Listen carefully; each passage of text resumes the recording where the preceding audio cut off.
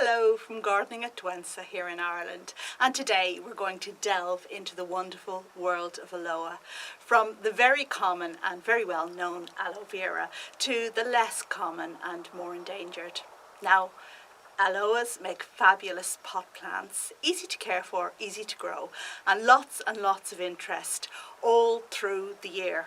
Their shapes and textures, including the very characteristic teeth, make wonderful plant pot specimens.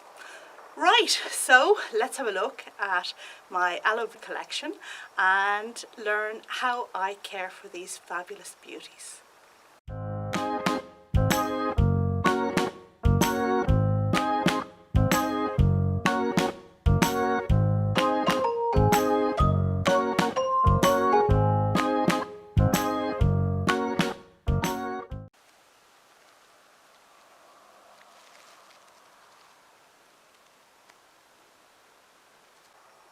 And on this very sunny autumn day, I'm glad to bring you here to my greenhouse where my aloe collection is housed. And very soon we'll run through the 7 species and 2 hybrids, I believe, that I grow here. But to start with, let's mention the fact that there are about 500 species of aloe, and these plants are endemic to South Africa, to some places in East Africa, over to the Arabian Peninsula, also dotted around islands over there in the Indian Ocean. And they are plants that are really quite varied. So you have enormous trees, you have creeping ones that crawl across the sandy soil where these plants live, and also you have miniatures, compact ones that lend themselves so well to pot cultivation and to bringing so much joy into our houses and greenhouses in the very drab months of winter. Now, aloe has been known since biblical times for its medicinal qualities, and I guess a good place to kick off and start talking about that is with the very common aloe vera. So let me just put this down here on the table and let's have a look at it. Aloe vera comes originally from the Arabian Peninsula, but it's widespread nowadays in a variety of different places. Its gel is what's used in a variety of things, from lotions, cosmetics, ointments, and to be used against burns and sunburns. The plant grows to about 60 to 100 centimetres, that's 24 to 39 inches tall, and you can propagate it by offsets which come readily from the base of the plant. The margin of the leaf is serrated and has small white teeth, a very attractive feature. Aloe vera has been known since ancient times and appears in the Ebers Papyrus, which is from the 16th century BC. It was also known to the Romans, and Pliny the Elder mentioned it in his Natural History, which was written in the mid-1st century AD. Now, my specimen isn't the prettiest because it does have blemishes on the leaves, mostly due to cold damage. It's not exactly my favourite plant because I have a lot more unusual ones that I cherish more. But it's one that tends to suffer from lack of light in a home environment. Mine doesn't, but what will happen if you keep this in too low a light is that you get spaces between the leaves and they kind of elongate and you see the stem more than when the leaves are bunched together like this. Also, what will tend to happen is that the leaves will fall down like this, but that's easily remedied, and you can do that by tying a string around it like this, leaving it for a day, then tightening slightly, leaving it for one more day, and then removing the string, and in such a short time the plant will become more upright, because you must remember the leaves are very succulent with all that gel and it's very malleable. So let's put this back and get down my second specimen that I want to show you today, and I've actually got 2 of them. So this is a plant I've grown from seed, Aloe allonica, which is Elgin's aloe. Very difficult to show them here on this little table, but a beautiful, beautiful specimen. Now this one comes from Kenya and can get to be 2 to 3 foot tall. The leaves are recurved and blushed with a pink colour, and this happens when they first emerge. There are large, broad teeth along the margins, and it produces bright red flowers. It's supposedly hardy to about -3 degrees, but I certainly haven't tested that because it stayed in my greenhouse the whole time. Now, if we look at the lower part of the stem here, you'll see that the plant is holding on to some dead leaves. These are marcescent leaves, and the plant holds on to them in the same way that an oak or a beech tree might do, for its own purposes. In the case of the aloe, the lower skirt of dead leaves will help protect the plant, I guess, from grazing animals, but it's certainly a feature, not something we tend to like, and we tend to try and remove these lower dead leaves because they're unsightly, but they do serve a purpose. Now, these plants were grown from seed 6 years ago, and they're doing well in a greenhouse that is kept at a 5-degree minimum in winter, which is 41 Fahrenheit.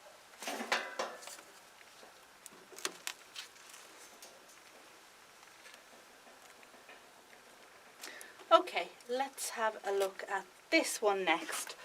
Quite a big boy here at the back, and it's in this pot here with the Crassula. Let's see if we can get this down so we can have a look at it.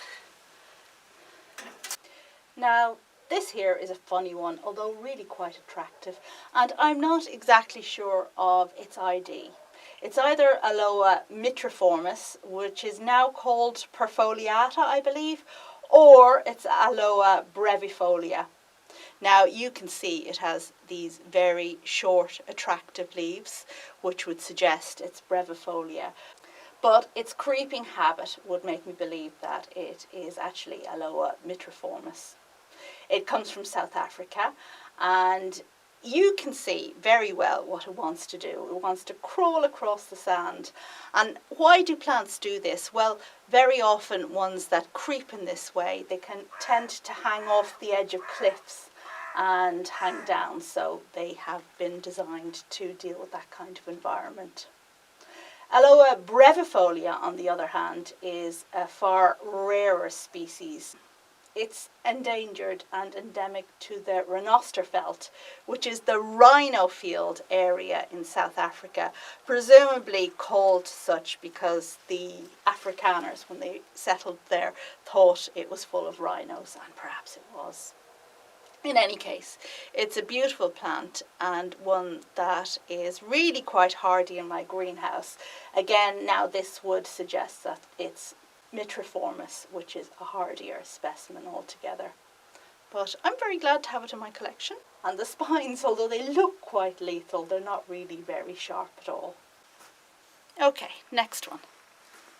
Next up we have this one here called arborescens, Aloe arborescens.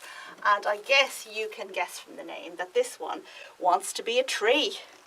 Now, I have a lot to say about this particular one.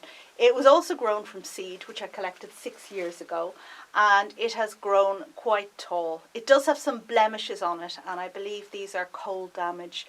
I think I've been keeping it at too low a temperature. The recommendation is 10 degrees minimum in winter, and I've been keeping it at half that, so I think I'm going to try it indoors for a while. So this plant is from South Africa. This aloe is from South Africa, also known as the candelabra aloe, and it can get to 3 meters high, which is pretty enormous. It branches, and we can see down the base that mine is about to do just that. In terms of its structure, it has an amplexical base, which means that the leaves clasp the stem, so they kind of curl around the stem and, well, they look like they're clasping it. It's dull greyish green or bluish in colour, and in times of drought or cold weather it turns quite red. The teeth only occur on the margins, and these teeth have a green base, and the sharp end is a pale yellowish colour, although this isn't altogether clear from my plant because the cold has affected the colour. It flowers orange, pink or yellow, I believe. Mine has never flowered, so I can't really tell you what colours this one is going to have. And it's usually found on rocky hillsides and cliffs in rainfall areas.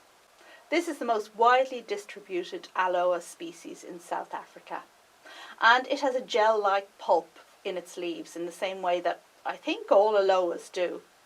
It can be used to treat burns, and the Zulu people, they used to, or still do, use the leaves of this plant dried and pounded into a powder as a protection against storms. So I think I might have a go against some of the weather here in Ireland. And the leaves are also used in childbirth and in treating sick calves. The gel of this plant was used to treat irradiation burn victims of Hiroshima, and it was only after that that its healing properties began to be investigated properly, so it may have lots of uses in times to come. Anyway, apart from the blemishes from the cold, I think it makes a very attractive pot plant, and I'm going to see how big I can get it. So this one's going indoors now. Next up we have a very attractive pot specimen, and this is a very common houseplant. It's known as Aloe variegata, or more correctly Gonialoa variegata, because it and 2 other species have been moved into their own subgenus. It's the partridge breast aloe, and it has kind of bumps all along the leaves, which are its nod to the characteristic spines that most aloes have.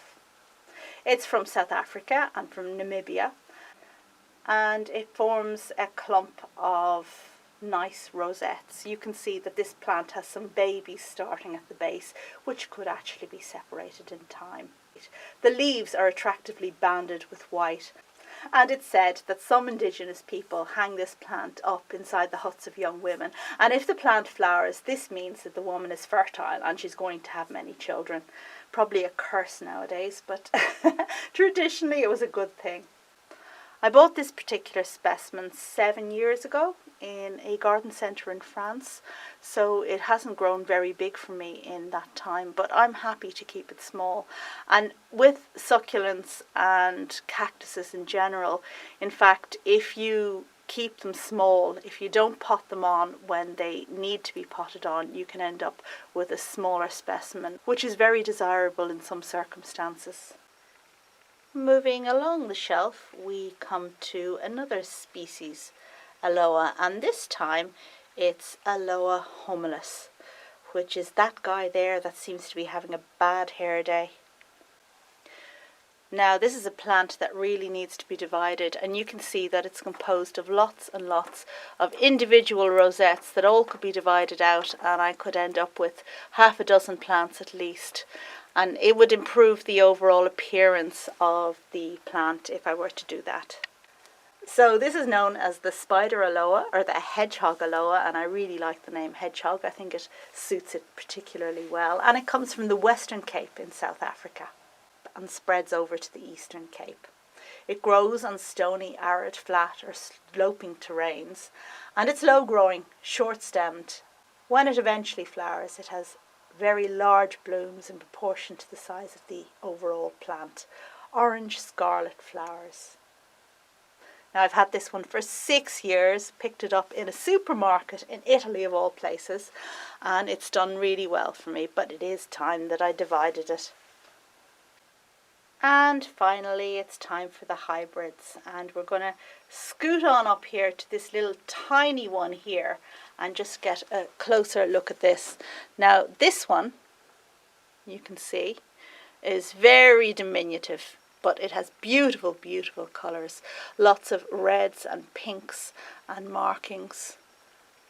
Very attractive thing. It flowered for me, as you can see from the spike, earlier on this year, and I do think I have a little bit of a keiki or plantlet growing on the withered spike, which is why I didn't remove it. So this is Aloe Pink Panther, and its parents are Aloe Pink Blush and Aloe Doran Black. Now I don't have a lot of hybrid aloes. In fact, this is the only one I have, apart from the last one, which is on my list to show you just after that, but that's a bit different. And there are some amazing, amazing beauties out there. I've seen them on the internet, and I really would like to get my hands on some of those very gorgeous hybrids, but this is the only one I currently have. It's a Kelly Griffin hybrid, and well, I really love it. Jagged pink teeth, and one that needs plenty of sun, as all aloes do. If given enough sun, its colours are more blue than green, which is definitely an attractive feature.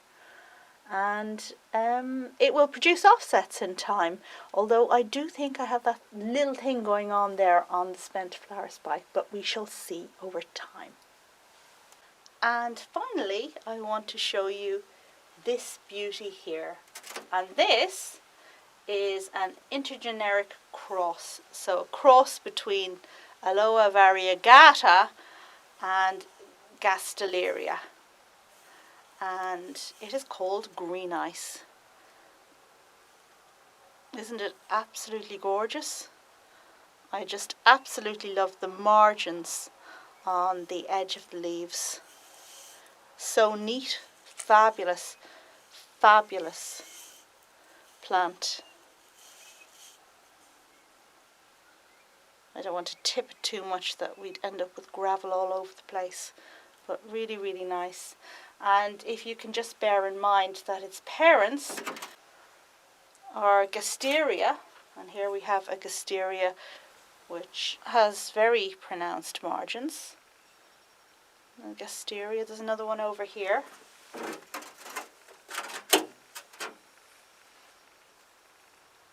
No margins on this Gasteria, which definitely needs dividing. But this is one parent, and then the other parent is Aloe variegata that we already mentioned. And you can see the colouring here on the leaf is very similar to the colouring on the inside of the leaf here.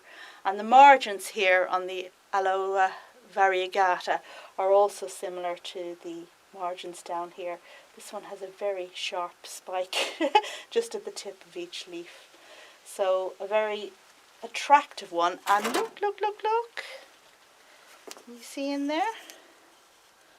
I have a baby coming. So that will definitely need to be potted up. And another one there. Two. And a little tiny one in here. So that's always nice to have. And I guess that about brings me to the end of this video about Aloe. You may ask which is my favourite one, and it's really hard. How can you choose from your children, especially the ones that you grew from seed yourself? So the species, the arborescens and the Alonica, I grew these from seed myself, so they have a very special place in my heart. Sentimental value, let's just say. But in terms of appearance, I'm really quite fascinated by the hybrids, and I think maybe Green Ice might be my favourite, unless of course it was Aloe variegata, which is a species, but very attractive, very nice. Now I've seen this, it can grow very tall and kind of flop around the place, but mine is behaving itself very nicely at the moment, which is a definite plus. And of course I do want to experiment more with the real Aloe hybrids, like the Pink Panther here, which is a welcome addition to my collection. Okay, I hope you enjoyed this video about Aloes. Full sun and well-drained soil are the key to success, and don't overwater. However, if you keep your plant very well potted in well-drained soil, then you won't have to worry too much about overwatering. Thank you as always for watching, and I will see you on the next video. Bye!